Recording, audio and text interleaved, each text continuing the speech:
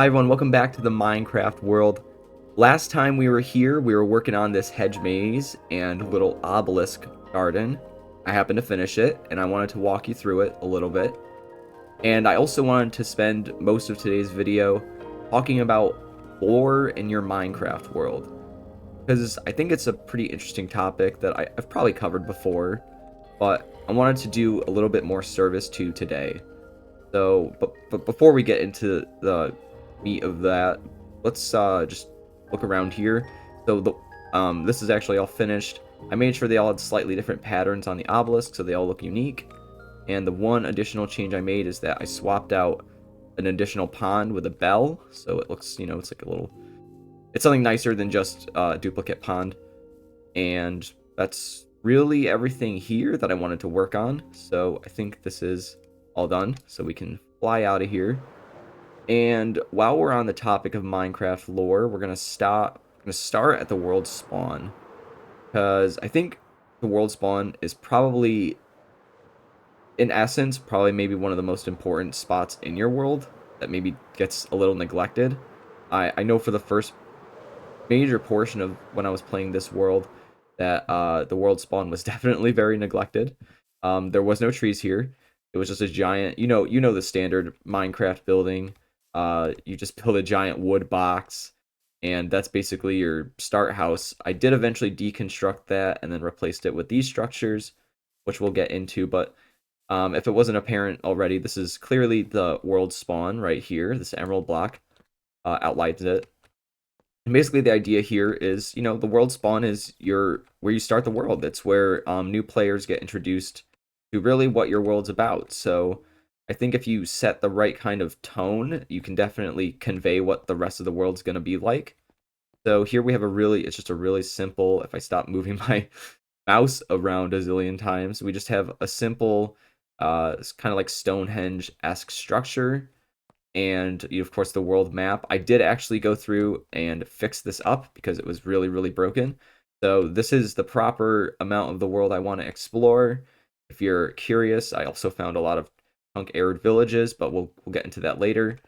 But for the most part, with your world spawn, like I said, it's where you set up everything in your world. So these structures, I'm sure you've seen them dotted around probably a zillion times, at least in my world anyway.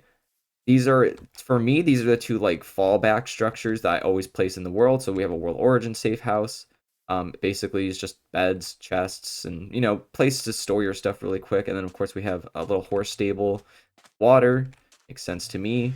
Those are for me, like, there's some fallback structures that you might want to maybe kind of copy paste around your world. They're just helpful because then you know what they're gonna be, and there's no expectations when you see them. You know that you're gonna have a place to sleep or a place to put your horses.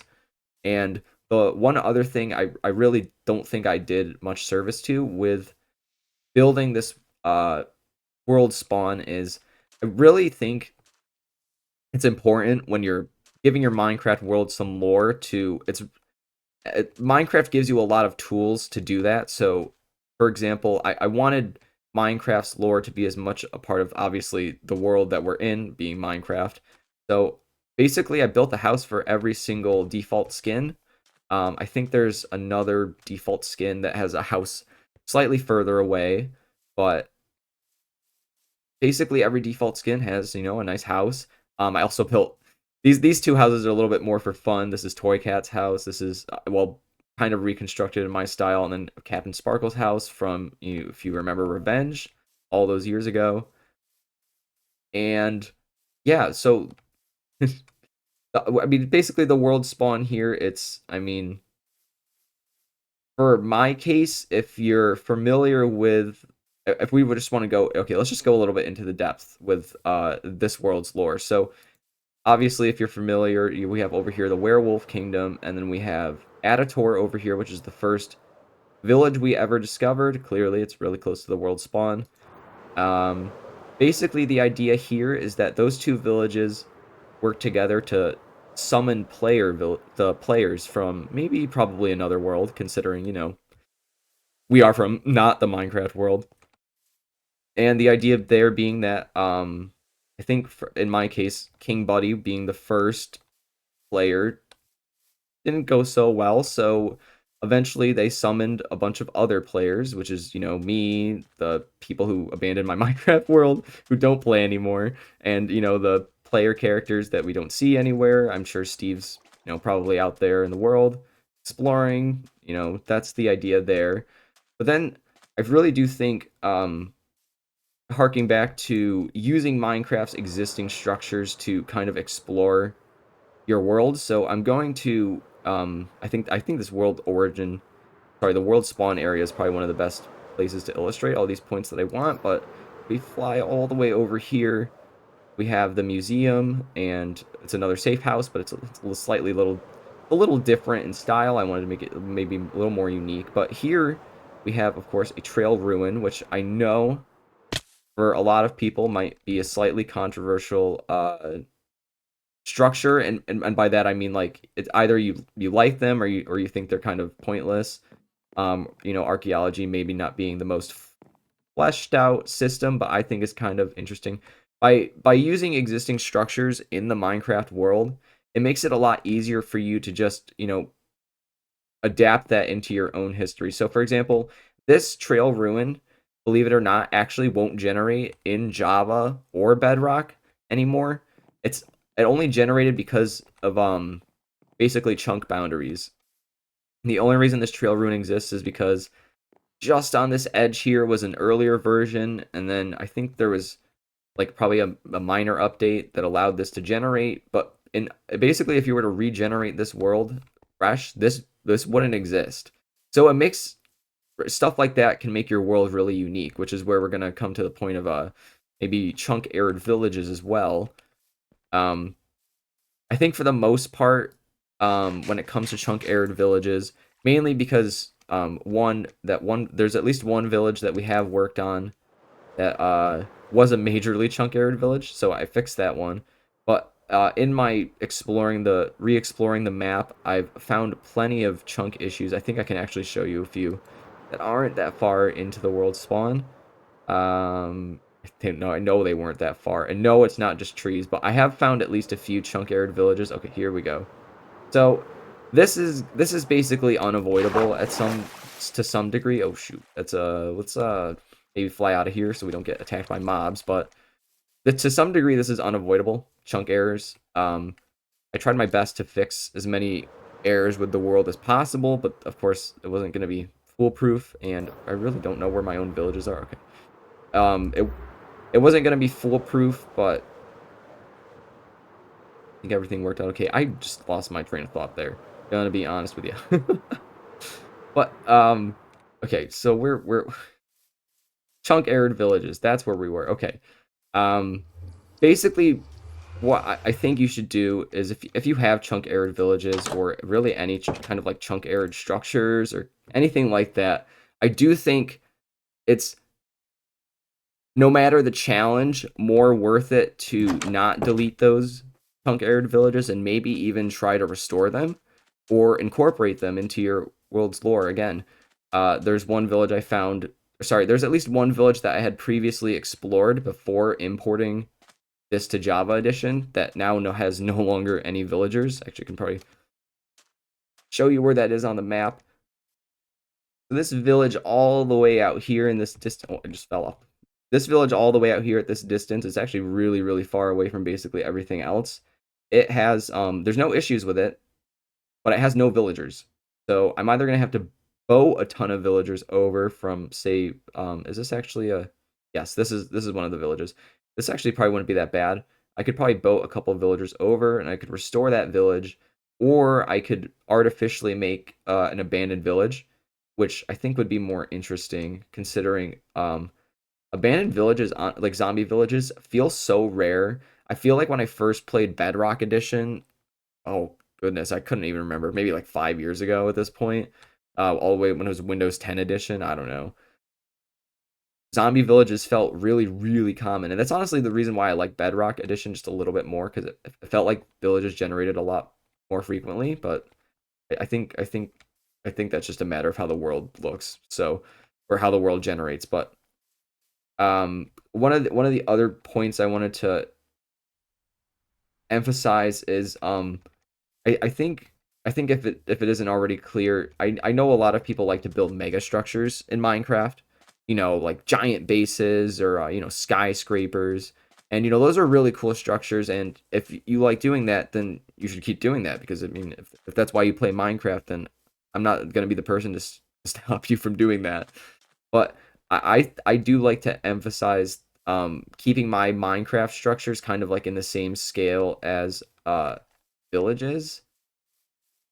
And if I actually fly all the way up here, I think I've showed this house before. This is actually a house from, oh, like uh when I played multiplayer servers, this is the kind of house I would build all those years back. So I do like this because it's also like this is kind of just like personal lore too. Uh like this is the house I always built in Minecraft. Um and otherwise there's maybe one other thing I wanted to show. Um in terms of lore. I think sometimes too it's important to add things that maybe you're been recently engaging with. So if anyone's familiar with Sugar Conroy, I think I might have mentioned him before. I recently watched his Let's Play of Kingdom Hearts, and so this I guess is a little off topic, but I recently watched his Let's Play of Kingdom Hearts, which is a game I have never played, but I do vaguely recall maybe playing Kingdom Hearts 2 all those years ago. But basically, so we have this obelisk here, which I think you might recall had the this little sign here. And that's actually okay. A blurb and a blurb. Really quick. I do think for the most part, when you're adding lore to your Minecraft world, it's better to let it speak for itself than add signs that just spell it out. So this obelisk looks kind of interesting, and it has a specific design motif to it, which looks kind of like an Eye of Ender, which seems relevant to the entire, connects everything back to, Minecraft itself and everything like that. But anyway, recently finished his Let's Play of Kingdom Hearts, and so I thought it was appropriate maybe to add a little special room in here. Means the world's heart. I don't know. I thought that'd be a little interesting touch, but I do think all those little things that you add to your world over time, you should incorporate them into a bigger story because honestly, it makes it all a lot more interesting when you come back to your world. It doesn't feel like a set of disconnected builds. It feels like they're all part of something bigger, and that can be lost maybe when you build like one giant mega structure. And that's also another point too that I want to emphasize is because in a lot of cases, if you build custom villages, you might drastically alter the style of villager houses, which comes back to not preserving the scale of Minecraft. But if you do that, um, I do think one of the problems you'll encounter is that once you start to reach like the perimeters of your world, which is why I very clearly delineated those for my maps, you'll start to reach points where it becomes very clear that you've reached like the end of your part of the world you've developed, which I try my best not to do. So some of the villages more on the outskirts, like even this village here, these walls aren't very like these are pretty basic looking walls. Like you could imagine that some of the outskirt villages are just so far out they don't need walls. And I mean, for the most part, that's true because I won't ever load them, especially some of the ones that are really, really badly chunk errored. I'll probably just leave you with those as we conclude today's video. But I wanted to leave off with saying I I do want you to, if you can, give your world some story, do whatever you want with it. My world's currently like the medieval era, 651 CE, even though it's also still like Minecraft and everything. Steve somewhere around here.